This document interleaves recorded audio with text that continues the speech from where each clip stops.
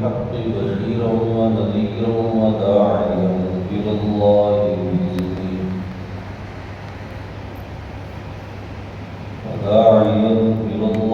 بإذنه وسراجا منيرا.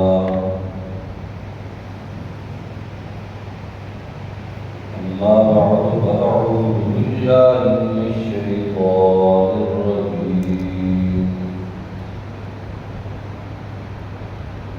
بسم الله الرحمن الرحيم. والعصر إن الإنسان لفي خسر إلا الذين آمنوا وعملوا الصالحات وتواصوا بالحق وتواصوا بالصبر. صدق الله. ومن أصدق من الله قيلا. اللهم صل على سيدنا ومولانا محمد وعلى آل سيدنا ومولانا محمد وبارك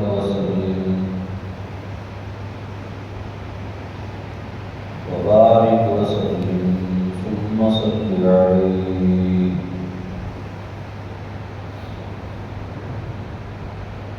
حضرات محترم،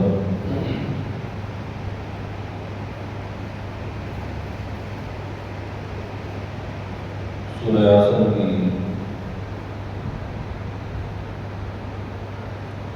تفسیر و تشریح کے ضمن میں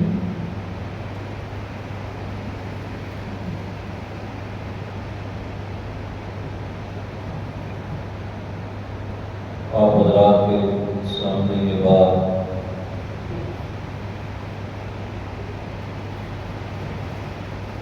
متعدد مرتبہ دہرائی جا چکی ہے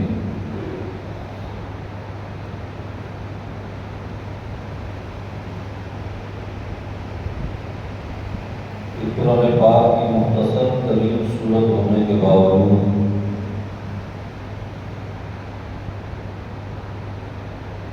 اس سورہ مبارکہ میں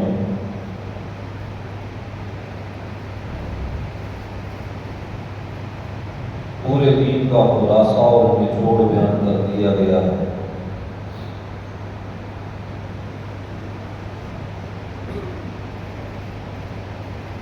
چار بنیادی اصول بیان کیے گئے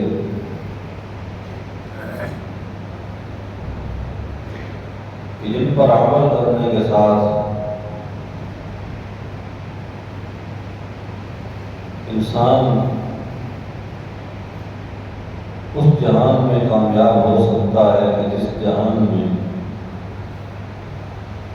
کامیابی کی بنیاد نیک اعمال پر ہوگی، مال و دولت پر بنیاد نہیں ہوگی.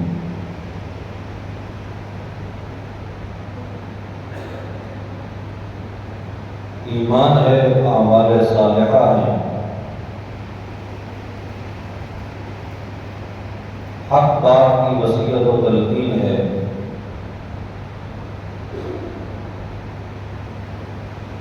اور صبر و استقامت کا درس اور سبق ہے.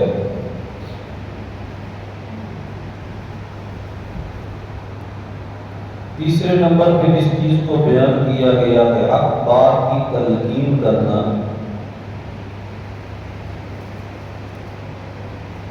اسی کو آپ ترغیب دین کہہ سکتے ہیں، تبلیغ دین کہہ سکتے ہیں، امر بالمعروف کہہ سکتے ہیں. اور جب امر بالمعروف ہوتا ہے تو نہی عن المنکر بھی اس کے ساتھ ہے. اب جس شخص کو اللہ نے توفیق دی اور اس نے ایمان کے بنیادی مسائل کو سمجھا، اپنایا، اختیار کیا،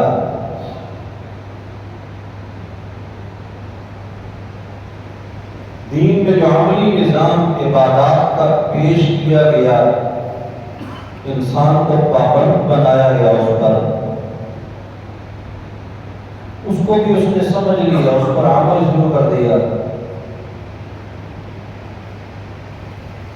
تو اس کے بعد تیسری سٹیج ہے کہ وہ شخص دوسرے لوگوں کے سامنے دعوت بھی رکھے، بیان بھی کرے، سمجھائے بھی صحیح اپنے علم کے مطابق، جتنا اس کا علم ہے، جتنی اس کی معلومات ہیں. اور اس واعظ اور تذکیر کے لیے اور نصیحت کے لیے عالم ہونا شرط نہیں ہے، کیونکہ رسول اللہ صلی اللہ علیہ وسلم نے فرمایا بلغوا عنی ولو آیا. تمہاری ذمہ داری ہے کہ تم نے مجھ سے جو سنا ہے، سمجھا ہے، حاصل کیا ہے، اس کو آگے پہنچاؤ، اگرچہ ایک آیت ہی کیوں نہ. اور آپ نے اپنے مبارک حج کے اندر دین کے احکامات بڑی تفصیل سے بیان کیے.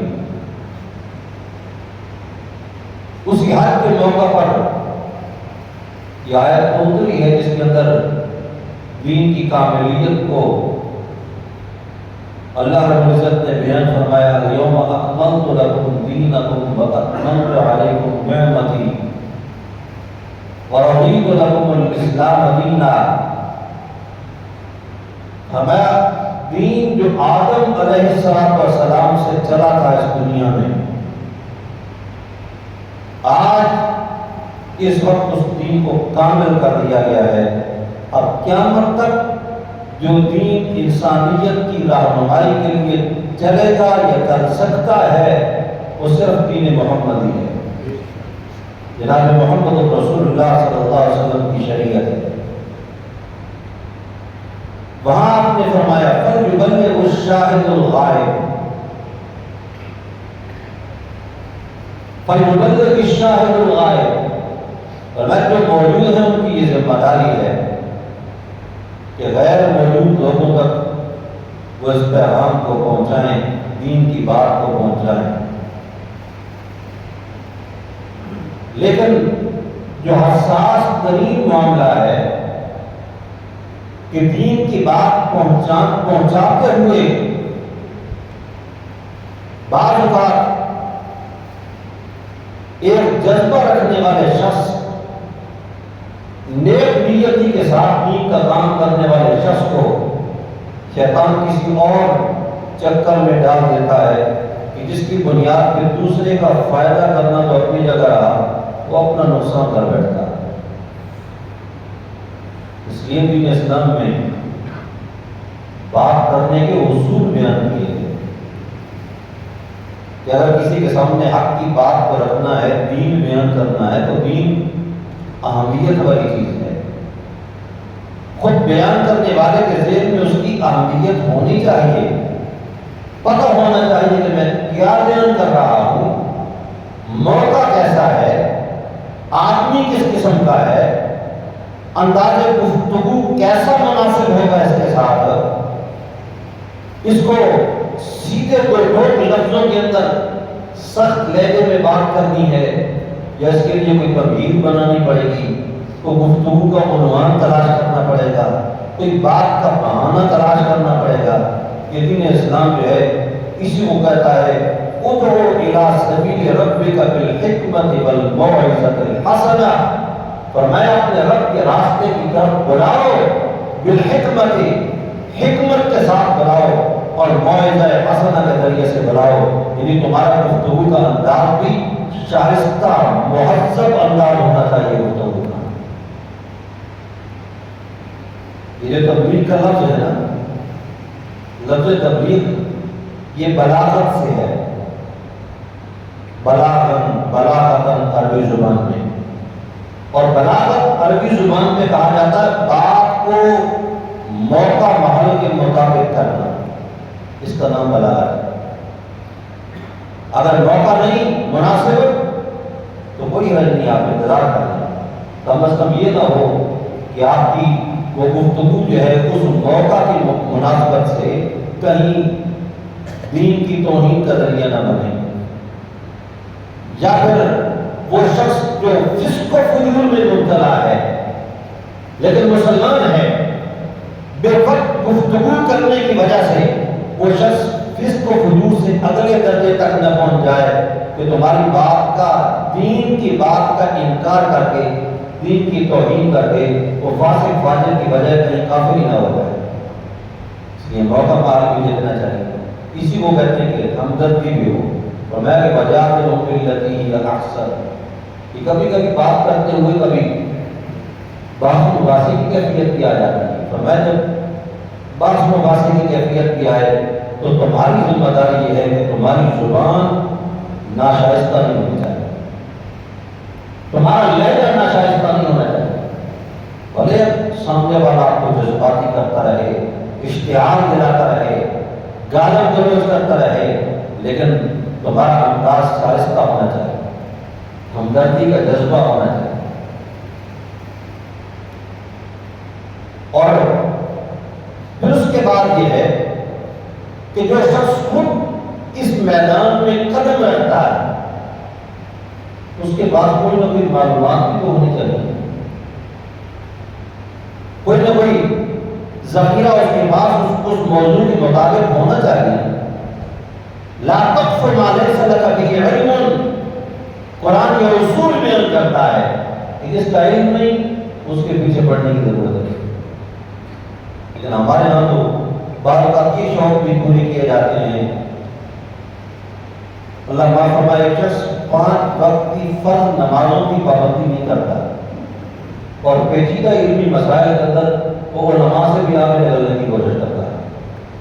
بات ہو رہی ہے، وہ کہتا اپنا حصہ ضرور ڈالنا ہے، اگر کہ اس کو نہ کوئی عربی کی جد ہو اور سیدھے طریقے سے اس کو نورانی قاعدہ بھی نہ آتا ہو، لیکن وہ اپنی مداخلت ضرور کرے۔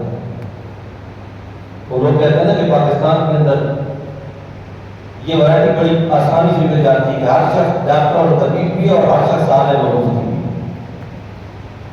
اگر کوئی بیماری میں بات کرے تو 100 نسخے سامنے آ جائیں گے، کوئی دین کی بات کرے تو بغیر علم کے کتنی اپنی معلومات ڈالنا شروع کر دیں گے اور یعنی پوچھنا تک گوارا نہیں کریں گے کہ یہ آخر دین کا ایک مسئلہ ہے، ایک پیچیدہ مسئلہ ہے، اس کے اندر علماء کی اور علماء حق کی اس کے اندر رائے کیا ہے۔ اس لیے ذخیرہ معلومات بھی ضروری ہے۔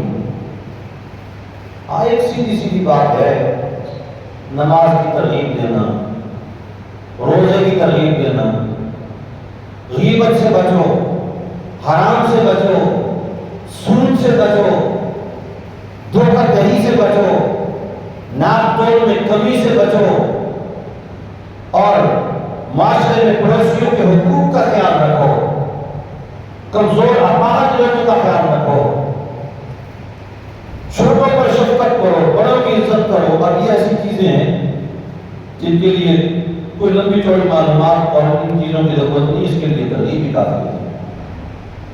لیکن جب بات کرنی ہو ایسے مسائل کی کہ جن کے اندر اپنے آپ کو مسلمان کہلوانے والے الجھے ہوئے ہوں، اب اس کے اندر بات کرنے کے لیے جس کو آپ نے سمجھا کہ یہ ایک نظریہ ہے، یہ غلط کام کر رہا ہے، یہ بدعت کا ارتکاب کر رہا ہے، اس کا فعل حد شرک تک پہنچ رہا ہے، اب اس کو سمجھانے کے لیے کچھ نہ کچھ معلومات ہوں، لیکن وہ معلومات کہاں سے حاصل ہوں گی؟ وہ دنیا کی کتابوں سے حاصل نہیں ہوگی، وہ کتاب اللہ سے، اللہ کے قرآن سے حاصل ہوگی۔ اس لیے قرآن پاک کے ساتھ رشتہ اپنا جوڑ کے رکھنا ضروری ہوگا۔ اگر قرآن پاک سے تعلق کٹ گیا یا اس کی اہمیت دل سے نکل گئی، اس کی اہمیت دل میں باقی نہ رہی، تو شاید نمازی تو آپ تیار کر لیں، روزہ دار تو آپ تیار کر لیں، لیکن صحیح عقائد کو پہچاننے والی کوئی جماعت تیار نہیں ہو سکتی۔ اس لیے کہ صحیح عقائد کے لیے معیار اللہ رب العزت نے اپنی کتاب قرآن پاک کو قرار دیا ہے، اس کے علاوہ کوئی چیز معیار نہیں۔ حدیث بھی ہے تو قرآن پاک کی تشریح اور اس کی تفسیر ہے۔ کتاب انزلناہ الیک لتخرج الناس من الظلمات الی النور، فرمایا یہ کتاب ہم نے کیوں اتاری آپ کی طرف؟ کیا غرض ہے اس کی؟ کیا صرف یہ دم کرنے کے لیے اتری؟ کاروبار نہ چل رہا ہو تو برکت کے ختم کے لیے اتری، کوئی بندہ فوت ہو جائے اس کو بخشوانے کے لیے اظہار ثواب کے لیے اتری، کیا اس کے لیے اتری؟ اپنے اپنے طور پہ یہ ساری چیزیں جائز ہو سکتی ہیں، اپنے ان کے درجات ہیں، ان کے مسائل ہیں، لیکن کتاب اللہ کے نازل ہونے کا بنیادی مقصد کیا ہے؟ کتاب انزلناہ الیک لتخرج الناس من الظلمات الی النور، تاکہ آپ لوگوں کو گمراہی کی تاریکیوں سے نکال کر ہدایت کی روشنیوں کی طرف لے دیں اس کتاب کے ذریعے سے۔ اور یہ گمراہیاں ختم ہونا یہ کتاب اللہ کے بغیر خدا کی قسم ناممکن ہے، بالکل ممکن نہیں۔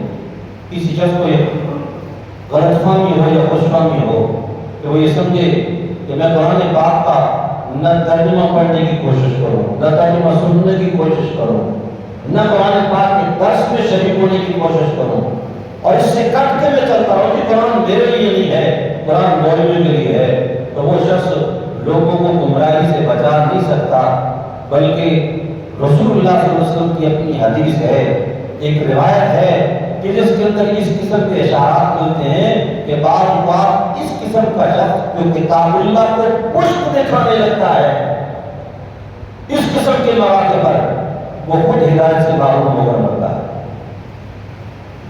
بظاہر نام تو ہدایت کا ہوگا، صوفیت بھی ہوگی، وجاہت بھی ہوگی، شکل و صورت بھی ہوگی، لیکن جب قرآن جیسی بنیادی کتاب کے ساتھ رابطہ نہیں تو پھر اندر کی گمراہیاں ختم بھی نہیں ہو سکتی، پھر دوسروں کی ختم کس طرح ہوں۔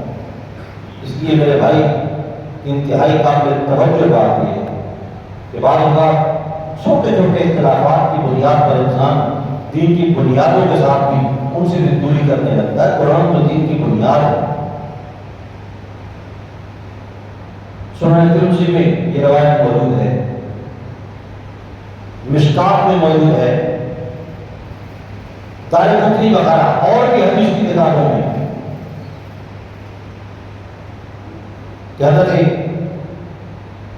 علی رضی اللہ تعالیٰ عنہ مسجد کے قریب سے گزرے، اذا الناس یخوضون فی الاحادیث، لوگ ادھر مسجد کے اندر بیٹھ کر خوض فی الحدیث عربی کا لفظ ہے، یعنی باتیں گھڑی گھڑائی باتیں جنہوں میں وقت ضائع کرنا، اس کام میں وہ مسجد کے اندر لگے ہوئے تھے۔ اور پھر یعنی اندر سے ایک آدمی آیا، آگے سے کعبہ اس کا نام ہے، اس نے آ کر کہا علی رضی اللہ عنہ، وہ امیر المومنین تھے کہ حضرت اندر کچھ لوگ اس طرح کے نا وہ قصے اور کہانیاں اور باتیں کر رہے ہیں مسجد کے اندر۔ جب یہ بات سامنے آئی حضرت علی رضی اللہ عنہ نے بڑے تعجب پیدا کی۔ بات تو مسجد کے اندر بار بار بیٹھے بیٹھے باتیں شروع ہو جاتی ہیں، دین کی باتیں بھی ہوتی ہیں، دنیا کی باتیں بھی ہوتی ہیں، لیکن دنیا کی باتیں خالصتاً دنیا کی نیت کے ساتھ کرنا، بلند آواز کے ساتھ کرنا، یہ مسجد کے اندر حرام ہے، یہ بات ہے، یہ جائز نہیں، بلکہ قیامت کی علامات میں سے اس کو قرار دیا گیا ہے کہ مسجد قرب قیامت کے اندر مسجدوں کے اندر دنیا کی باتیں ہوگی اور اونچی اونچی آواز کے اندر لوگ ایک دوسرے کے ساتھ راز و نیاز ہوئے قصے اور کہانیاں شروع کر دیں۔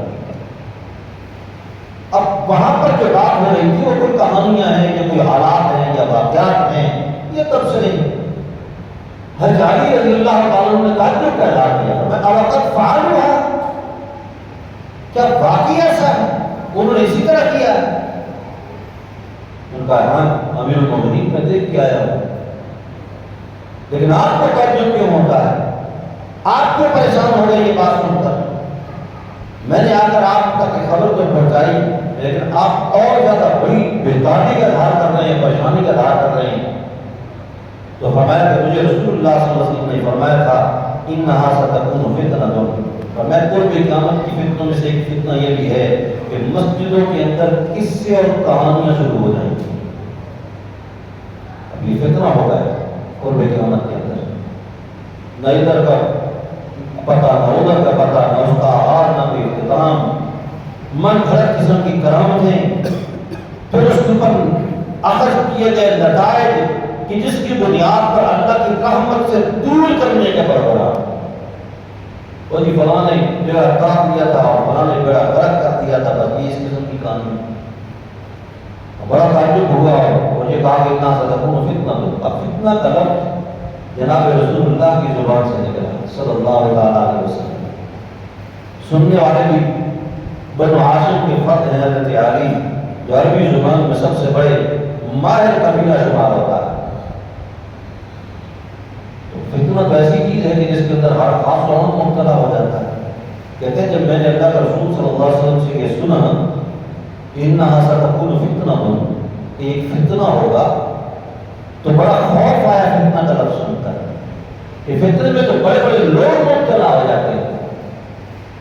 تو میں نے پوچھا مل مخرج منہا یا رسول اللہ، کہ یا رسول اللہ اگر وہ فتنہ ہوگا تو فتنہ تو ایسی بیماری ہے، ایسی وبا ہے جو عام پھیل جاتی ہے، جس میں بڑے بڑے لوگ مبتلا ہو جاتے ہیں، ہمارے لیے پھر نکلنے کی صورت کیا ہوگی، کس طرح بچ پائیں گے ہم اس فتنہ سے؟ تو جواب میں آپ نے ایک ہی نسخہ آپ نے بتایا، صرف ایک نسخہ۔ حدیث کی کتابیں اب ظاہر بات ہے آپ میں سے شاید ہی کوئی اٹھا کے ان کا مطالعہ کر سکتا ہو، ہر شخص کی یہ صلاحیت نہیں ہوتی کہ وہ حدیث کو غور کر دیکھنا شروع کر دے، اس میں عموماً اعتماد کے اوپر کام ہوتا ہے، یا ان کا یہ کام ہے وہ کرتے ہیں۔ تو جواب میں آپ نے ہونا کتاب اللہ، فتنے سے بچنے کی صورت کیا ہے؟ ایک صورت سے، گمراہی سے بچنے کی ایک ہی صورت ہے، فتنے سے بچنے کی ایک ہی شکل ہے، کتاب اللہ ہے۔ پھر اس کے بعد آپ نے کتاب اللہ کے جو اوصاف بیان کرنا شروع کیے، بڑی لمبی مفصل روایت ہے، فرمایا فیہ ذکر ما قبلکم ونبأ ما بعدکم وحکم ما بینکم، تم سے پچھلے لوگوں کے حالات، آئندہ آنے والے حالات، درمیان میں تمہارے اپنے اختلافات، ان کے متعلق فیصلے، وہ ذکر اللہ الحکیم وہ حبل اللہ المتین وہ الصراط المستقیم، مگر ذکر حکیم بھی یہی ہے، اللہ کی مضبوط رسی بھی یہی ہے، صراط مستقیم بھی یہی ہے۔ اور اس کے بعد فرمایا کہ من ترکہ من جبار قسمہ اللہ، جس شخص نے کسی کے روب کی وجہ سے کتاب اللہ سے تعلق اپنا توڑ دیا، اللہ اس کو دنیا کے اندر تباہ و برباد کر رہا ہے۔ من ترکہ من جبار قسمہ اللہ ومن طلب الہدا ومن ابتغى الہدا فی غیرہ اضلہ اللہ، اور جس شخص نے ہدایت کو، گمراہی کے مقابلے میں ہدایت کو قرآن کے اوراق کے علاوہ کہیں اور تلاش کرنے کی کوشش کی، ہدایت ملنا تو دور کی بات ہے، جو قطرے اندر ہدایت کے پہلے موجود ہوں گے ان سے بھی معلوم ہو جائے گا۔ ومن ابتغى الہدا فی غیرہ اضلہ اللہ۔ اس لیے صحابہ کرام کی جو یہ تربیت تھی نا، کانو وقافون عند القرآن، جب قرآن آ جاتا تھا سکوت طاری ہو جاتا تھا، خاموش ہو جاتے تھے، کوئی تبصرہ نہیں، فلاں نے یہ لکھا ہے فلاں نے یہ لکھا ہے، فلاں کی یہ بات ہے فلاں کی یہ بات ہے، کانو وقافون عند القرآن، خاموش ہو جاتے تھے، کوئی بات نہیں آتی، کوئی تبصرہ نہیں، کتاب اللہ کا حکم ہے۔ اب دیکھو بعض لوگوں کو یہ غلط فہمی ہوتی ہے کہ دیکھو جو قرآن بڑا مشکل ہے کہ ہماری قوم جو ہے نا یہ عجیب پوچھ گیچ اور اتار چڑھاؤ کا شکار رہتی ہے۔ بعض لوگ کہتے ہیں قرآن بڑا مشکل ہے جی، لہٰذا ہمارے بس کی بات نہیں، اس کے قریب ہی نہ جاؤ۔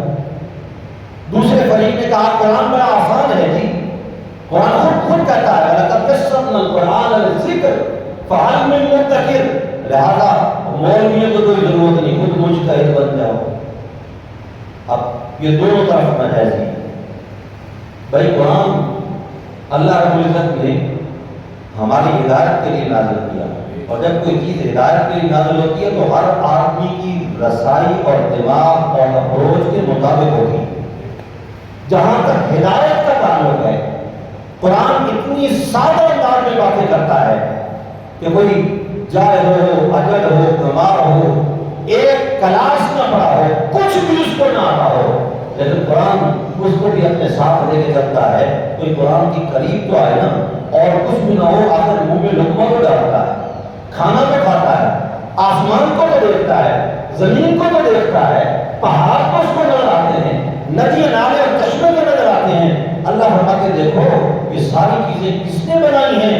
بغیر کسی کی معاونت کے، بغیر کسی کی مدد کے، بغیر کسی کی سپورٹ کے، بغیر کسی کی وزارت کے، بغیر کسی محکمہ کے، کس نے سب چیزوں کو بنایا ہے؟ جو ظاہر بات ہے کہ سب کچھ بنانے والا اللہ ہے تو تیری زندگی کی مشکلیں بھی اللہ کے لیے حل کر سکتا ہے۔ اس انداز میں کتنی سادہ سادہ انداز میں باتیں کر کے سمجھایا، کئی مرتبہ آپ کو میں اس کی مثالیں دے چکا ہوں۔ ہدایت کوئی مشکل چیز نہیں ہے، اور قرآن کی ہدایت کو سمجھنا کوئی مشکل نہیں، اس کے لیے نہ کوئی علم شرط، حتیٰ کہ اگر کوئی شخص خدا نہ خواستہ بدقسمتی کے ساتھ نازل قرآن پاک بھی نہ پڑھا ہوا ہو، لیکن کوئی صاحب علم آدمی اس کو قرآن کا مفہوم اس کے سامنے بیان کرے تو ہدایت حاصل کرنا اس کے لیے بھی مشکل بات نہیں، اس کے لیے بھی بڑی آسان ہے۔ لیکن جو دوسرے فریق نے کہا نا آج ہم اپنے آپ کو جدید محققین کہنے والے، اور یہ قرآن تو بڑا آسان ہے، مولوی کہتے ہیں مشکل، لہٰذا خود مجتہد بن جاتے ہیں اپنی مرضی سے معنی اور مطالعے، حالانکہ عربی زبان سے واقفیت نہیں ہوتی، نہ کوئی پہچان، نہ کوئی شناخت، نہ الفاظ کی پہچان، نہ قوانین کا علم، نہ علم بلاغت سے واقفیت، نہ علم معانی سے واقفیت، لیکن وہ خود مسائل اخذ کرنے لگتے ہیں، مسائل ایجاد کرنے لگتے ہیں، پھر اس کے بعد امت کے متفقہ مسائل کے ساتھ اختلاف کرنے لگتے ہیں۔ جہاں آسان قرار دیا گیا وہاں پر ذکر کے لیے، نصیحت کے لیے، واعظ کے لیے، ہدایت کے لیے، اس کے لیے اس کو آسان قرار دیا گیا، لیکن اجتہاد کے لیے، فقاہت کے لیے، اس کے لیے باقاعدہ علم شرط ہے۔ قرآن پاک سے جو مسائل حاصل کرنے ہیں، اس لیے فرمایا لا تنقضی عجائبہ ولا یخرق کثرت الرد، فرمایا قیامت تک علماء اس میں سے موتی چنتے رہیں گے اور قوم کے سامنے اس کو پیش کرتے رہیں گے، اور یہ کبھی ختم نہیں ہوگا۔ تو قرآن آسان کتاب ہے، ہدایت کے لیے، سمجھنے کے لیے، اپنی نجات کے لیے، اپنی آخرت کے لیے آسان کتاب ہے، مشکل نہیں ہے۔ لیکن اس کے مقابلے میں احادیث جو ہے، ایک شخص براہ راست قرآن کا ترجمے کا مطالعہ کرے اس نیت کے ساتھ کہ مجھے ہدایت حاصل ہو جائے، میرا قبر حشر جو ہے وہ کامیابی کے ساتھ وہ معاملہ گزر جائے، اس کے لیے قرآن پاک کا سادہ ترجمہ پڑھنا شروع کر دے، انشاءاللہ اس کے لیے مفید ہی مفید ہے، کہیں اس کو کوئی الجھاؤ نہیں ہوگا۔ لیکن جہاں تک احادیث کا تعلق ہے تو احادیث کا علم قرآن کے مقابلے میں پیچیدہ علم ہے، اس کے لیے شرائط سخت کر دیتی ہیں۔ اس میں ایک حدیث ہے، اس کا متن ہے، پھر اس کے ساتھ اس کی ایک سند ہے، بعض کا ایک حدیث کی 20 سندیں ہوتی ہیں، اور ایک سند کے اندر 8 10 15 راوی ہوا کرتے ہیں، اور راویوں میں سے ایک راوی کے حالات سے واقفیت اور عطائی حاصل کرنا ہوتی ہے۔ اس لیے احادیث جو ہے ہر شخص کا بغیر علم کے ان کا مطالعہ کر کے اس میں سے اسباب اخذ کرنا شروع کر دینا، یہ تو کسی حد تک مشکل پیدا کر سکتا ہے، لیکن قرآن کا مطالعہ کسی قسم کی کوئی مشکل پیدا نہیں کرتا۔ اگر آپ اپنے گھروں میں قرآن پاک کا ترجمہ اس کا مطالعہ کرنا شروع کر دیں تو صحابہ کرام وقاف عند القرآن، قرآن جب آ گیا سارا خاموش ہو گیا۔ کتنی مثالیں ہیں آپ سنتے رہتے ہیں عام طور پہ کہ سیدنا عمر رضی اللہ تعالیٰ عنہ آپ نے تلوار لے کے کریں، جو کہے گا رسول اللہ کی وفات ہو گئی وہ کوئی تو منافقوں کا ساتھی ہے، وہ پروپیگنڈا کرنا چاہتا ہے کہ اسلام کمزور ہو رہا ہے، رسول اللہ دنیا سے رخصت ہو گئے۔ اگر کہے گا میں اس کی گردن اڑا دوں، اس حد تک پریشان ہے، پریشانی کی حالت میں منہ سے الفاظ نکل رہے ہیں۔ حضرت صدیق اکبر کو پتا تھا کہ عمر کو خاموش کریں گے تو قرآن پڑھنا پڑے گا، اس لیے کہ صحابہ کرام کا مزاج تھا کانوا وقافون عند القرآن۔ حضرت صدیق اکبر منبر پہ آئے اور منبر پہ آ کے کہا من کان منکم یعبد محمدا فإن محمدا قد مات ومن کان یعبد اللہ فإن اللہ حی لا یموت۔ فرمایا تم میں سے جو شخص محمد رسول اللہ کو صلی اللہ تعالی علیہ وسلم منصب رسالت سے آگے بڑھا کر الہ ہونے کے منصب تک پہنچانا چاہتا ہو تو اس کو یہ سمجھ لینا چاہیے اس کا معبود تو دنیا سے رخصت ہو گیا، اب کس کی عبادت کرے گا؟ لیکن جو شخص یہ کہتا کہ میرا معبود اکیلا اللہ ہے، جس کی دعوت جناب محمد رسول اللہ نے ساری زندگی دی، اس کو خوش رہنا چاہیے۔ فإن اللہ حی لا یموت، اس کا ایسا معبود ہے جو ہمیشہ زندہ ہے اور اس پر کبھی موت نہیں آئے۔ اور پھر اس کے بعد قرآن پاک کی آیات پڑھنا شروع کر دی۔ فرمایا کہ وما محمد الا رسول قد خلت من قبلہ الرسل افإن مات او قتل انقلبتم على اعقابکم فمن ينقلب على عقبیہ فلن یضر اللہ شیئا۔ جب یہ قرآن پاک کی آیات پڑھی، حضرت عمر بالکل یکدم جھاگ کی طرح نیچے بیٹھ گئے، اور اس کے بعد کہا جزاک اللہ ابو بکر، اس غم کی کیفیت میں میرے ذہن سے قرآن پاک کی ان آیات کا مفہوم ہی نکل گیا تھا، غم کی وجہ سے تو نے تو قرآن پڑھا کے مجھے گویا کہ اس زندگی کے اندر دوبارہ لوٹا دیا۔ صحابہ کرام کی تربیت یہ تھی۔ اس لیے ایک مرتبہ یہودیوں کی آبادی میں داخل ہو گیا حضرت عمر رضی اللہ تعالیٰ، ان کی عبادت گاہ میں گئے اور آپ پلٹ کرتے دیکھتے دیکھتے تو رات میں کچھ اوراق مل گئے جس کے اندر کچھ وعظ و نصیحت کی باتیں تھیں اور بڑی تائید ہوتی تھی اسلام کی ان سے۔ قرآن پاک کی جو تعلیمات ہیں اس کے ساتھ اس کی موافقت بھی تھی۔ اب وہ اوراق اٹھا کے لے کے آ گئے، اور اس کا کوئی یہ مطلب نہ سمجھے کہ کوئی عالم دین اگر کسی یعنی تورات کا انجیل زبور وغیرہ کا مطالعہ کرتا ہے غیر مسلموں کو سمجھانے کے لیے، اس میں سے کوئی تو یہ مطالعہ ناجائز ہے، مطالعہ ناجائز نہیں ہے، عالم دین کے لیے ناجائز بات نہیں، لیکن باقاعدہ اوراق اہتمام سے اٹھا لیے، اٹھا کے مسجد نبوی میں لائے، پھر ان میں ان کو اونچی آواز میں پڑھنا شروع کر دیا، اور رسول اللہ صلی اللہ علیہ وسلم بھی موجود تھے۔ اللہ، یہ تربیت ہو رہی تھی اس وقت سے کہ قرآن سے اوپر کسی چیز کو نہیں سمجھنا۔